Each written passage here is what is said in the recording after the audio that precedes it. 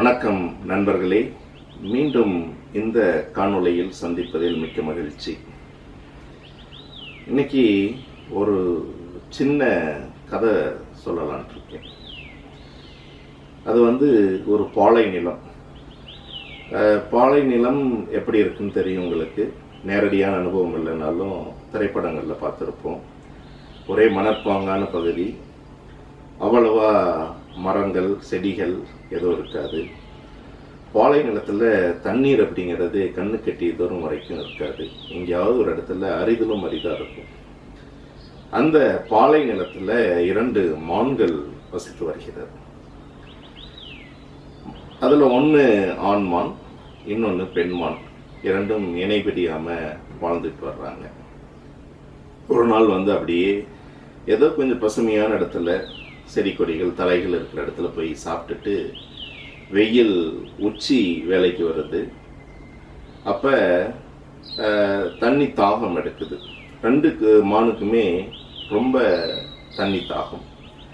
தண்ணி எங்கே இருக்குன்னு தேடிட்டே போகிறாங்க.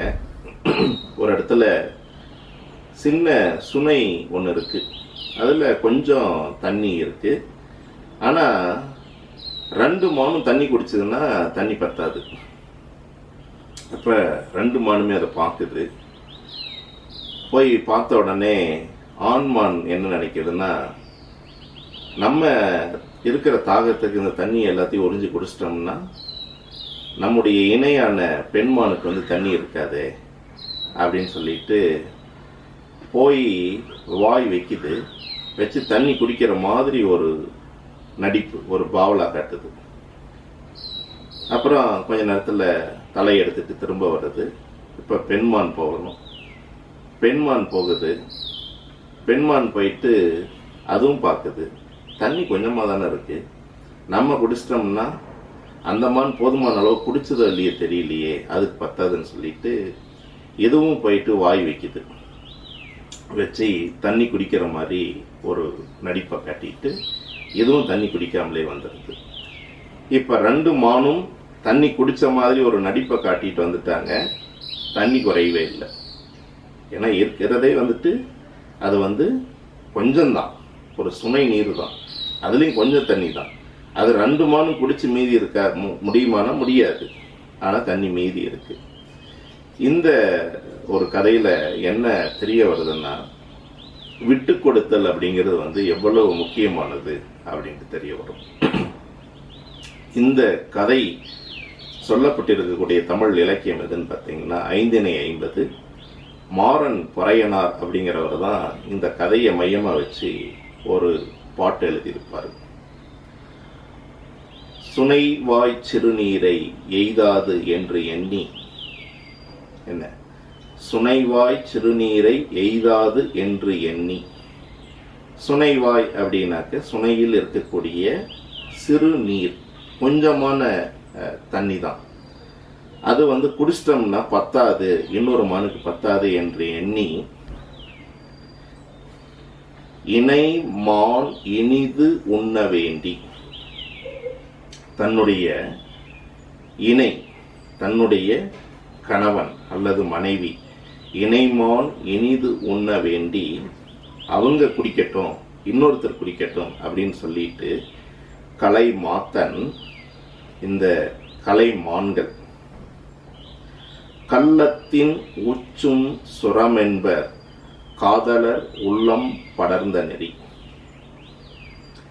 அதனால ஒவ்வொருத்தருக்கு ஒருத்தர் விட்டு கொடுத்து பகிர்ந்து கொள்ள வேண்டியவை கணவன் மனைவிக்கு இடையே இருக்கக்கூடிய உறவில் மிக முக்கியமானது அப்படிங்கிறத காதலர்களுடைய உள்ளத்துக்கு பரப்ப வேண்டிய ஒரு அடிப்படை தத்துவத்தை இந்த கலைமான்கள் ஒரு பாலை நிலத்தில், அவ்வளவாக வளங்கள் இல்லாத பாலை நிலத்தில் வசிக்கக்கூடிய கலைமான்கள் மூலமா இந்த மாறன் பொறையனார் உணர்த்தி இருக்கார்.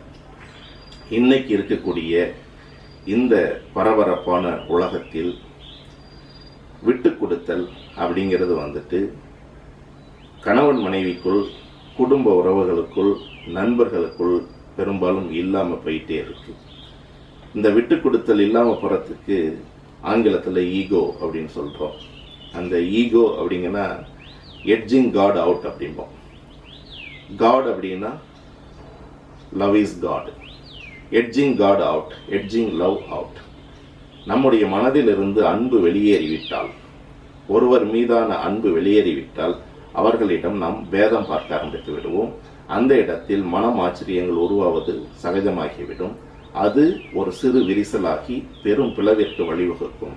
குறிப்பாக காதலர்களுக்குள்ளேயே, கணவன் மனைவிக்குள்ளேயோ இது போன்ற பிளவுகள், பிரிவுகள் வரக்கூடாது. ஏன்னா இன்னைக்கு விவாகரத்து அப்படிங்கிறதெல்லாம் சர்வசாதாரணமாக நடக்குது, ரொம்ப அதிக அளவில் நடக்குது. இது போன்ற உறவுகளுக்குள் விட்டு கொடுத்து பார்க்கக்கூடிய தன்மை, அன்பு குறையாமல் பார்த்து கொள்ளக்கூடிய தன்மை தான் இது போன்ற மன முறிவுகளை தடுக்கும். அதுக்கு பண்டைய தமிழ் இலக்கியங்கள் நிறைய நெறிமுறைகளை வகுத்து வச்சிருக்கு.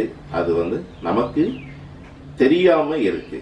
இந்த கால தலைமுறைக்கு பெரும்பாலும் இது போன்ற நெறிமுறைகள், தமிழ் இலக்கியங்கள் பரிச்சயம் இல்லாமல் அந்த இடைவெளி அதிகமாயிட்டே போறதுனால தான் இந்த அவசர உலகத்தில் நாம் இது போன்ற நெறிமுறைகளை மறந்து வாழ்க்கையே சின்னாபின்னமாகி கொண்டிருக்கின்றது.